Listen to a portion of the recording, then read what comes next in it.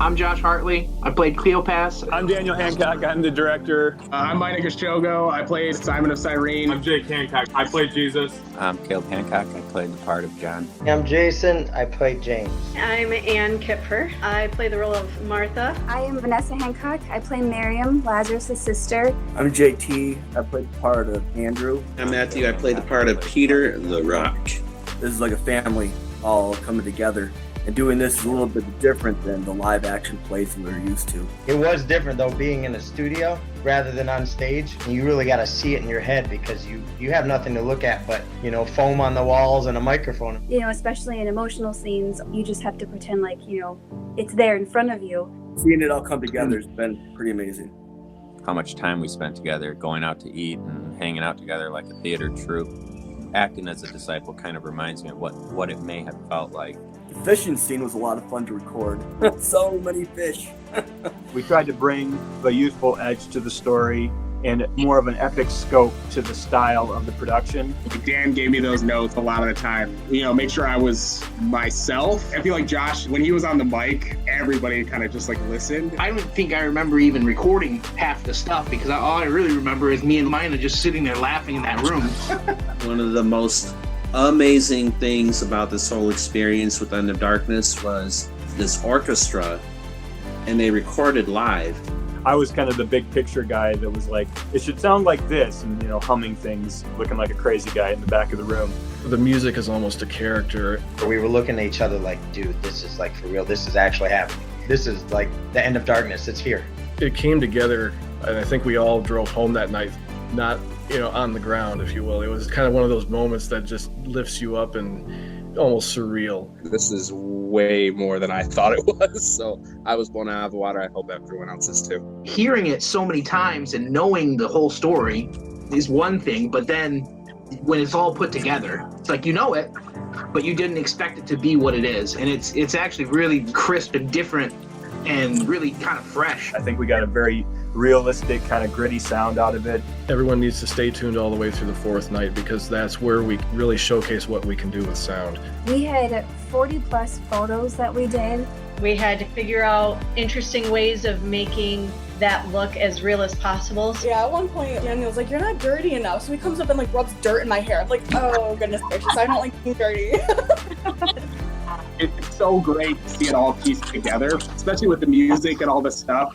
Feeling just the sense of awe, and then feels so good. Feels so good to hear.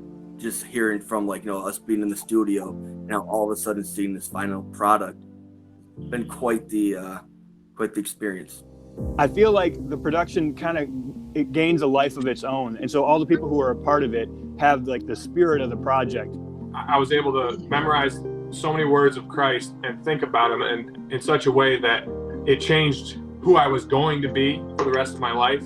I think it has affected an entire generation of people and their families. Doing some of the writing and the dialogue, it really makes you analyze everything that's written there in the Bible. It brings out the story of the disciples. Showing their flaws and weaknesses, showing their true heart to follow him, but the spirit is willing, the flesh is weak. They were people too. They had just as many flaws and struggles as anyone else. Everything was not perfect. These guys had real lives, and they were, torn, and they were conflicted, and they fought with each other.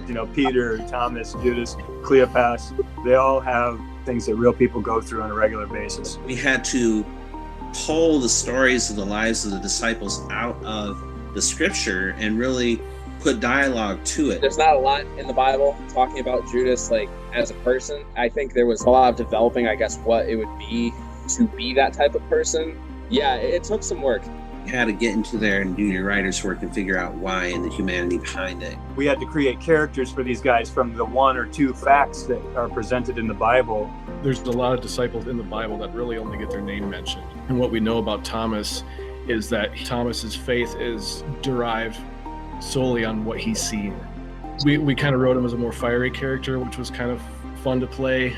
It's an accurate representation of a lot of people's thoughts about faith. There's reasons for why people believe what they do. It makes my trials feel very small when you start really truly thinking about what they had to give up and move on from in order to follow Jesus. When I heard this the first time, I heard that scene that we heard just now where Jesus says, "Follow me." It was interesting because it actually, and I'm an emotional guy anyway. I'm an actor, so whatever. But it actually made me cry. There's a piece of us that's very obvious in the character because it was picked that way. It was made to be that way. Being able to draw on past experiences, personal experiences, for the true emotions that related to our characters. It changes how you perceive your world, considering what it may have been like for one of the disciples to be at the crucifixion or to have gone to the tomb. It puts things in perspective. Playing Mary Magdalene, and especially when we did the photo shoots, lying in the dirt, there's people around me poised with rocks. It was kind of one of those surreal moments where this could be anybody, but this is me. When Jesus says that line of, "He who has no sin cast the first stone," it's like Jesus is perfect and he could condemn us, but he loves us so much that he saves us. We need some good guidance, and the Bible is the best place to find it. What do you guys hope the impact of this story will be, of the work that you've done here? I would say that's a pretty easy answer. Ideally, it would end darkness and bring light and life to people, to encourage people. To be set free through the story of Jesus Christ and to be redeemed and reconciled back to him. Playing the role of Jesus, it was humbling. And I know people say that usually when somebody says that something was humbling, it sounds like they're saying the opposite of that. Like actually they felt pretty good about playing the role. It's not what it was. It really does set me back on my heels. Jesus said at one point, if you quiet them, even the rocks will speak out and praise his name. And I would like to think I'm the rock that's talking here. I hope that when people hear the words of Jesus in this production, that it gives them a chance to go back to those Gospels and read those words again and give them another look.